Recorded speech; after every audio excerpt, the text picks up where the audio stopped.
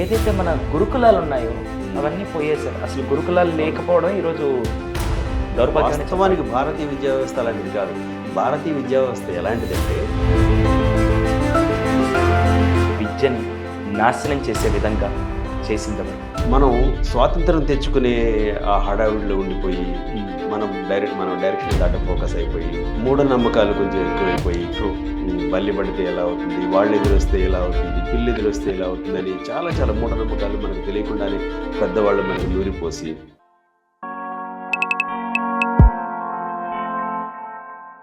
ప్రపంచవ్యాప్తంగా విద్యని గొప్ప విధానంగా అందజేసింది భారతదేశం. కానీ ఈరోజు అదే భారతదేశం ఆ విద్యని నాశనం చేసే విధంగా చేసిందెవరు? తల్లిదండ్రుల, టీచర్సా, స్టూడెంట్సా, సంస్థల తెలియట్లేదు సార్. ప్రపంచానికే మార్గదర్శిగా నిలిచే దేశం మన భారతదేశం. అందులో విద్యా వ్యవస్థలో కూడా ఎలాంటి సందేహం లేదు. అందులో నలంద విశ్వవిద్యాలయం లాంటి చదువుల సరస్వతి నిలయాన్ని నెలకొల్పిన వాళ్ళం మనం. భారతదేశం ప్రపంచానికి ఎన్నో విషయాల్లో ఒక గురుతర బాధ్యతగా ఉంది. అయితే మధ్యలో నేను అనుకోవడం 1947 ముందు, మనకు స్వాతంత్రం రావడానికి ముందు ఒక 200 సంవత్సరాలు మనల్ని మనం పరిపాలించుకోలేదు. వ్యాపారం చేసుకోవడానికి వచ్చిన వ్యక్తులు కన్స్ట్రక్షన్ ఎలా చేసుకోవాలి, మీరు ఎలా ఉండాలి, టీచింగ్ ఎలా ఉండాలని కూడా వాళ్ళే చెప్పారు మనల్ని. అది ఒక దురదృష్టం. అంటే విద్యావేత్తలు కాకుండా వ్యాపారం చేసేవాళ్ళు వాళ్ళకు అనుగుణంగా మార్చేశారు. కరెక్ట్. ఈస్ట్ ఇండియా అనే కంపెనీ పెట్టుకోవడానికి వచ్చేయండి మన దగ్గర పర్మిషన్ తీసుకుని వచ్చి కేవలం వ్యాపారం కోసం వచ్చిన వాళ్ళు మనల్ని అన్ని రంగాల్లో వాళ్ళే బెంచ్ మార్క్ సెట్ చేయడానికి ట్రై చేశారు. అదొక కారణం. ఇప్పటికీ చాలామంది భారతీయులు బ్రిటిష్ ఎడ్యుకేషన్ సిస్టమ్ని వేలెత్తి చూపుతూ ఉంటారు. మెకానిక్ సిస్టమ్ కానివ్వండి, ఇలాంటి ఒక 4-5 తరాలు తరాలుగా అంటారు చూసారు, ఒక 4-5 తరాలకి రక్తంలో జీర్ణించుకుపోయేలాంటి ఒక ఎడ్యుకేషన్ సిస్టమ్. జోక్ చేస్తారు చాలామంది, బాగా చదువుకుంటే ఎక్కడైనా ఉద్యోగం చేయాల్సిందే, వేరే వాళ్ళ కింద పని చేయాల్సిందే అన్నట్టుగా ఒక జోక్ చేస్తారు.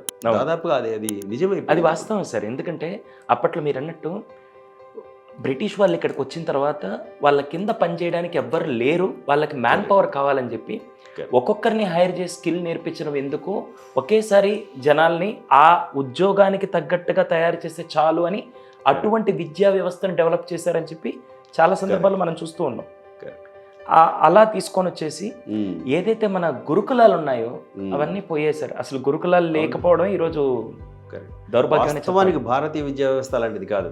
భారతీయ విద్యా వ్యవస్థ ఎలాంటిదంటే ఒక తల్లితో ఎలా ఉండాలి, తండ్రితో ఎలా ఉండాలి, తమ్ముడితో ఎలా ఉండాలి, అక్కయ్యతో ఎలా ఉండాలి, టీచర్తో ఎలా ఉండాలి, పక్కింటి వాళ్ళతో ఎలా ఉండాలి, ఇంకో దేశంతో ఎలా ఉండాలి, ఇంకో రాష్ట్రంతో ఎలా ఉండాలి, వేరే భాష మాట్లాడే వాళ్ళతో ఎలా ఉండాలని సమస్తం నేర్పించే ఒక అద్భుతమైన ఆల్ టుగెదర్ ఒక ప్యాకేజ్. భారతీయ విద్యా వ్యవస్థ అనేది ఒక యాక్చువల్గా ఒక ప్యాకేజ్.